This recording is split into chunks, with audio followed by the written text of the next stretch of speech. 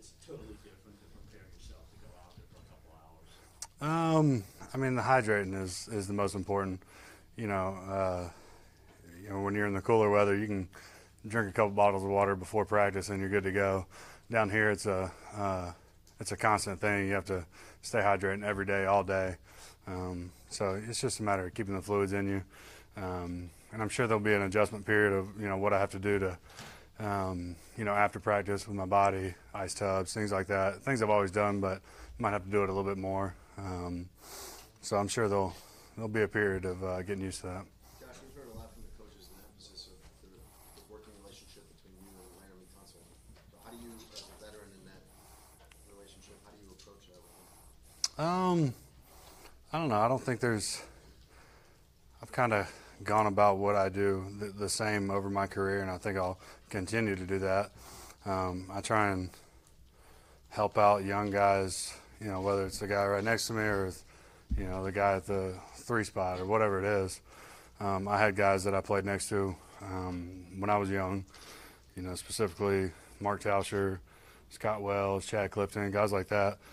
They kind of took me under their wing and taught me a few things. My approach is my door is always open, and Laramie's been good about talking to me, and I think we've already kind of gotten off on the right foot with that communication and that relationship. Josh, I know it's probably early, but do you have a sense yet, just watching Laramie and Juwan a little bit, knowing Daniel Kilgore, of what this offensive line could be good at? It is early, but I know we've got a talented group of guys. 2 first-round tackles and some pretty good players on the inside. It's only our second practice, so it's kind of hard to tell everybody's strengths and weaknesses. But I think we've got a group of guys that can compete, and I think we can be pretty good. And we've got a couple of guys that have played that are backing up right now, and you can't put a price on that experience. So to have guys that can come in with game experience is extremely important. Josh, how would you describe what you've seen and heard from Ryan Tannehill so far? He seems like a great leader. He always takes command of the huddle. He takes command, of the meetings. So from that aspect, everything's been positive. And like I said, it's only been 2 practices, but I've seen him make a few throws, especially on the run. He rolled out yesterday after a play action and threw a dime piece running to the left, and I was like, damn, that was pretty impressive. So, seen some good things from him so far. Josh, I don't know if you heard, but Gage just mentioned that when he was talking about you, he said that he thought you brought some swagger to the offensive line. What's your reaction to that? And does an offensive line benefit from swagger, you think? What's swagger? Kind of like swag. Yeah, I don't know about that one. I don't know if that's a compliment or not, but all I know is I bring some vet leadership, and I know how to win in this league. I've done it for a long time, and I think this whole group as an offensive line can be really good, and that's exciting. So I'm looking forward to seeing what we can do. Josh, what have your impression been of Coach Gase and the entire coaching staff here?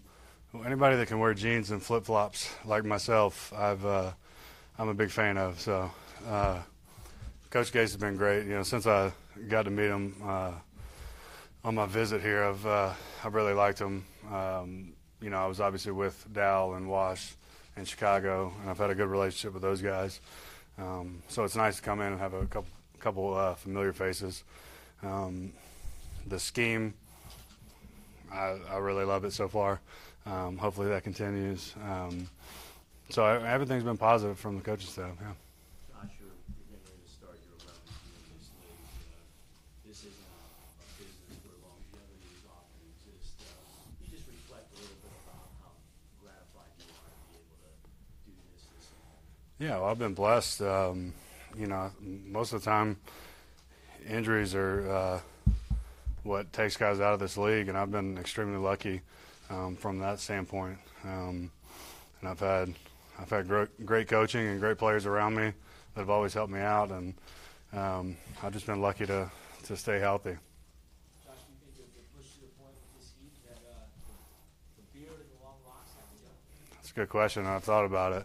I'm going to see how OTAs go, and then it might be gone come training camp. Have you thought about that during drills? It's been feeling it in the back of your neck. Oh, yeah. I don't know if this is gonna... Oh yeah, because I used to have short hair back in college, and I grew it out when I started up at Green Bay. So I take it that's not a decision you'd make lightly. no, I would not. I would probably cry. There are a lot of teams in the league right now that go into the OTAs unsure who might be starting at 1 or 2 or even 3 spots. It appears that there's a pretty good sense of who your likely top 5 would be. What kind of advantage is that in terms of you all building continuity as a group over the next 3 months? Well, I don't know that any of the spots are for sure right now. I think we've got a group of, 8 or 9 guys that can really come in and be able to play this year. So, that's what this time of year and training camp is for, is to figure out who's going to be playing. And my honest answer is there's going to be a competition at a few spots. There's that many good guys in that room. Have you done any group outings or planned any? And is that type of thing important at all with building communication among an offensive line? Oh, absolutely. I think it's extremely important. We spend so much time here at work just constantly talking about work, and to get out of here and just kind of BS about other things and get to know each other and get to know each other's families, it just helps build that relationship. When you're on the field, you can start trusting the guy next to you a little bit more. And, we've done a few things. All right, once you were eligible to sign, you didn't have to wait long. A lot of teams were interested in you. What ultimately sold you about the Dolphins? And I just reflect a little bit about how rewarding it was to be in such demand that you were. A lot of the decision had to do with Coach Wash and Dow, and being familiar with those guys and being familiar with the system. I loved how they coached in Chicago. And when I came here and met Coach Gase, I kind of had a feeling that I was going to end up signing pretty quickly. I knew I liked him right away. So, and honestly, I look back at the season they had 2 years ago. I forget how many games they won in a row, but I think they won 9 out of 10 or something like that. And you can see the foundation of a good football team here. And I want to win. I'm in, the last few years of my career, so I think I wanted to be in a place that can win, and I think we can. All right, that's good. Thank you.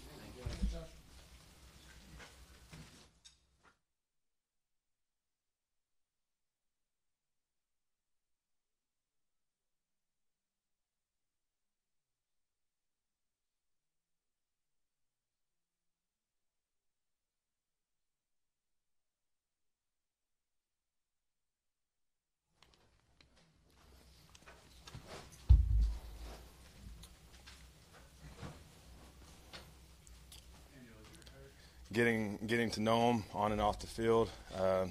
Got some players who played a lot of ball, and got some young guys who are able to step up and play. So I think the offensive line room is in a good. It was a frustrating 48 hours, but as soon on that Thursday morning, as soon as I come in here, I heard I was coming here. I was excited. So. It was great. My brother-in-law, he's been a Miami Dolphin fan for a long time, so he was more excited than I was. But no, it was awesome being able to be close to home and to get down here not knowing anybody and seeing the staff and meeting everybody involved with the organization. It's nothing but the best. Did Tunsil just kind of want to take an offensive tackle number? Or I think he. did you actually have to give him something? No, I didn't even ask for it. I think he wanted to go back to his college number, so I was happy with that. I've been 67 in high school and then out west as well, so I was more willing to take 67 from him. I know it's sometimes hard to talk about your overall game, but if you had to point to something that you think you do really well, it would be what? Knowledge of the defenses, week in and week out, and the athletic ability, being able to work from first level to second level, communication. Obviously, you got to have that with the quarterback and the 4 other guys. So those would be top 3, I guess. Have you crossed paths or had any conversation with Pouncey? I have not.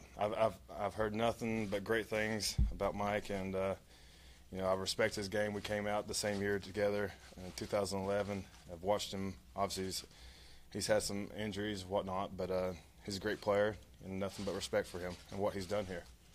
How did you get to know the Tannehill family? I assume you guys had a gathering or something? Actually, the day that I was traded here, he just finished a workout, and we met upstairs. We talked for about a half an hour, and then his wife reached out to my wife, and since then we've just developed a friendship. So it started there.